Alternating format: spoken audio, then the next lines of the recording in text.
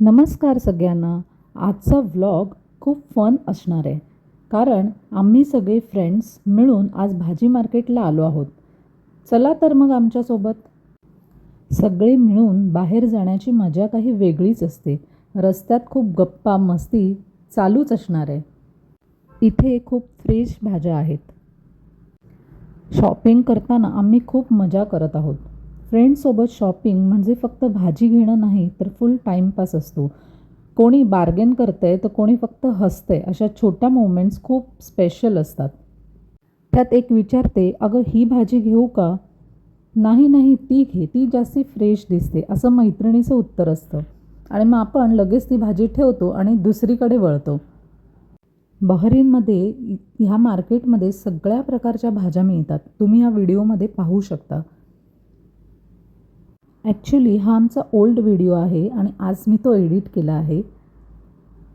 इकडे मिळणाऱ्या सगळ्या फ्रेश भाज्या आम्ही घेतल्या. साधारण 8-15 दिवस आम्हाला ह्या भाज्या पुरतात. तर मित्रांनो, आजचा आमचा भाजी मार्केटचा व्लॉग मी इथेच संपवते. तुम्हाला फन व्लॉग आवडला असेल तर लाईक, शेअर आणि सबस्क्राईब नक्की करा. आणि मला सांगा, तुम्हीही फ्रेंड्ससोबत अशी आउटिंग करता का? कमेंटमध्ये नक्की सांगा. पुन्हा भेटूया नेक्स्ट व्लॉगमध्ये. आणि हां, आम्ही घरी आल्यावर पण मस्तपैकी वडापावची पार्टी केली आहे, तर तोही व्हिडिओ शेवटपर्यंत पहा तुम्ही. आम्ही मार्केटवरून घरी आलो आहोत. खूप शॉपिंग झाली आणि खूप मस्ती पण झाली. आता थोडं थकलो आहोत, पण अजून मजा बाकी आहे.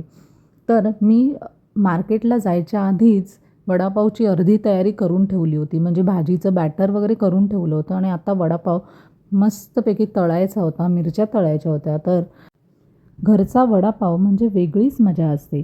कोणी वडा तळतोय, कोणी चटणी लावतंय. सगळे मिळून कुकिंग करताना खूप मजा येते.